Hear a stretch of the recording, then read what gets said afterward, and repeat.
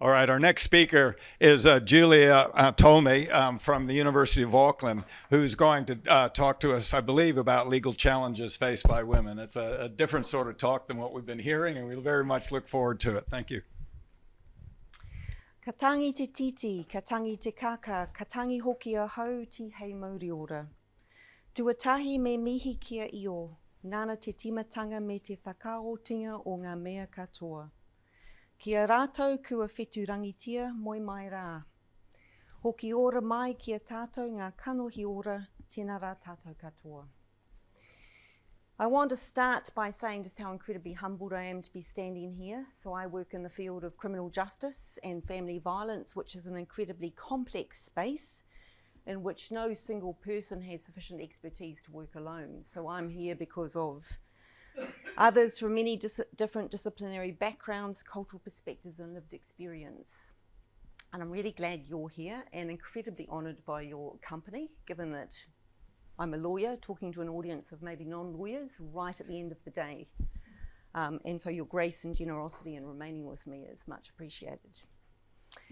I've always been interested in a style of legal scholarship that is loosely called law in social context.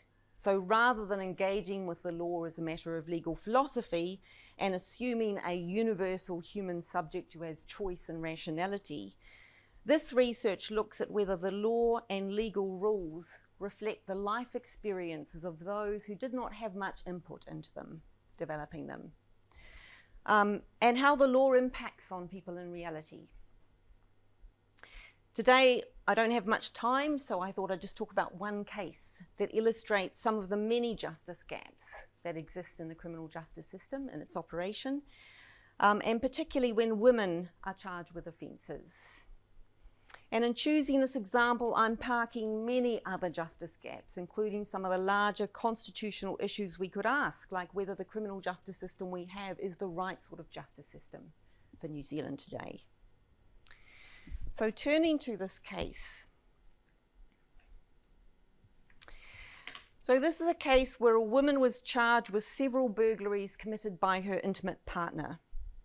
Her liability or her contribution, she drove the car on one occasion, on the other occasion she tapped on the window on his instructions. Her partner had subjected her to extreme and life-threatening physical violence throughout their relationship. I'm not going to go into the details, you just have to trust me. She had very good reasons for being absolutely terrified of him.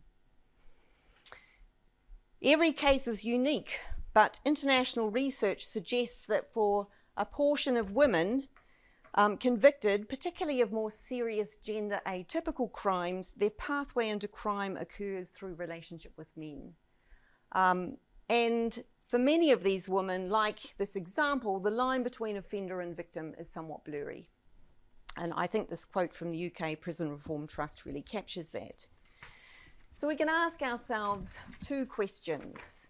How is it that she is convicted of his crimes? The second question is, she's in really, this is not a person she can say no to. Why is that not exculpatory? Why doesn't she have defence?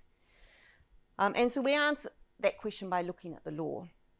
And the first question is answered by looking at the law on party liability.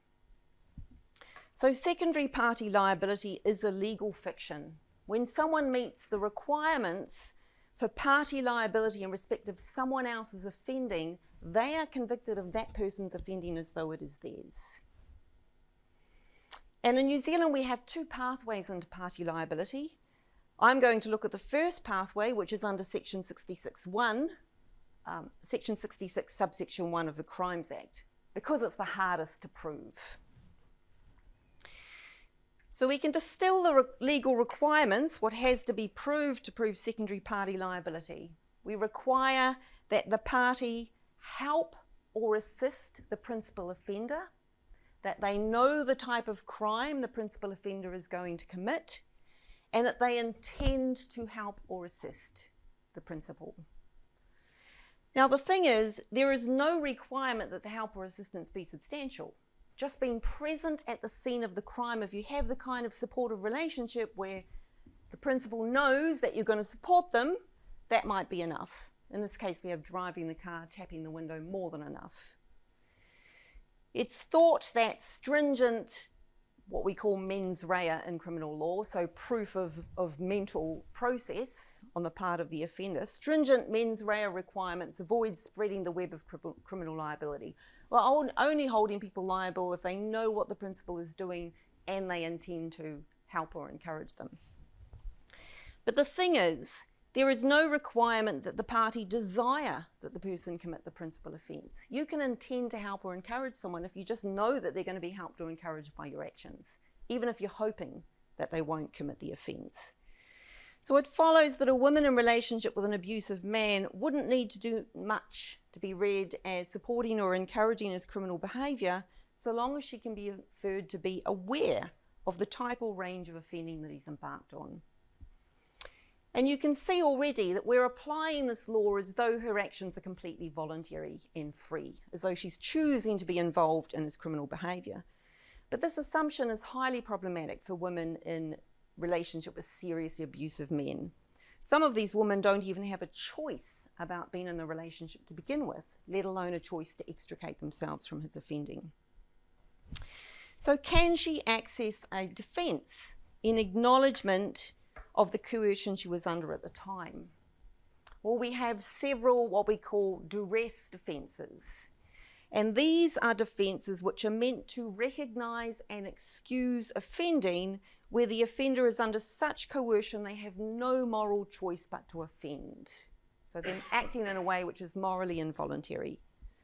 We have the defence of duress by threats, which is the defence of compulsion in Section 24 of the Crimes Act. And we have the defence of duress by circumstances, which exists at the common law preserved by Section 20 of the Crimes Act. Now, what we know about family violence is that it's a raft of strategies. It's a pattern of behaviour that takes place over time.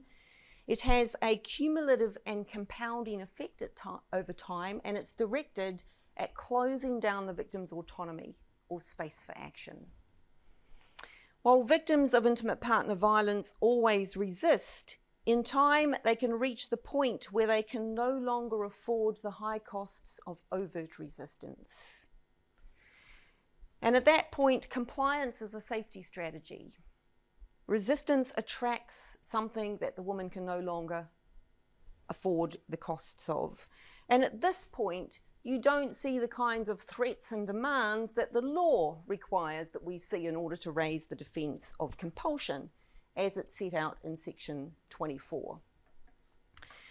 What Section 24 requires is not a desire to please or a compliance with a request from someone you're terrified of. It requires that someone says to you, do this or else, someone who's present in that particular moment. So you're looking at the coercion being able to be spelled out in the immediate circumstances surrounding the offending, not the 10 years that you've been in relationship with this person.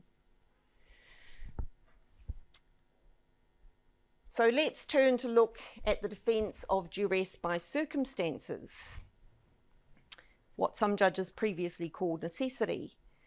The New Zealand courts have effectively made this defence unavailable to primary victims of intimate partner violence by holding that the emergency circumstances that you're responding to must not be threats from a human. If you're talking about threats from a human, you have to fit into Section 24. And Kevin Dawkins has pointed out that there's a total incoherence in that, because we say on the one hand, with Section 24, threats by someone you're scared of is not enough. Then we go into duress by circumstance and we go, no, you've got to rely on Section 24 because it's threats from a human being. And so women fall basically into this justice gap. Now, this case that I've told you about, and many others, was one in which statutory agencies had not been able to protect the woman from her abusive partner prior to his criminal offending. Some women are dealing with offenders that the public have been warned not to approach. Some of these men are considered too dangerous. Yet these women are somehow expected in the eyes of the law to be able to safely remove themselves from such men and their criminal activities. And you can immediately see that these are legal rules which are not designed for victims of intimate partner violence. In relation to the defences I'm talking about, these defences are not even left to the jury. And I will conclude by saying, because it would be very remiss of me not to point this out, some of the most concerning discrepancies between the underlying moral wrongness of the offender's criminal behaviour and the gravity of the criminal justice response, at least in terms of culpability, or the discrepancy between what she has done and what was done to her, occur in relation to wahine Māori living in precarity whilst dealing with extreme levels of interpersonal violence, structural violence and state violence. And I did question whether I should say this, but I think it's so shocking that all New Zealanders should care about it. Māori are 53% of those in the male prison populations. They are 66% of those in the female prison populations in New Zealand today. And while we might say, well, we're just talking about a prison population in the hundreds versus men in the thousands, the caring role that women play in their communities for the previous and the next generation mean that there is a ripple effect and a cost that goes way beyond that. Thank you for listening.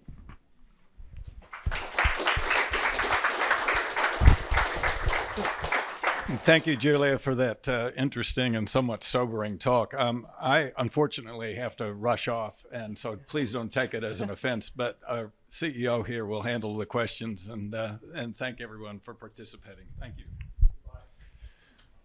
Yes, look, can I just reiterate that thank you for that. That was very sobering and very illuminating and very worrying all in one breath. So thank you. Questions?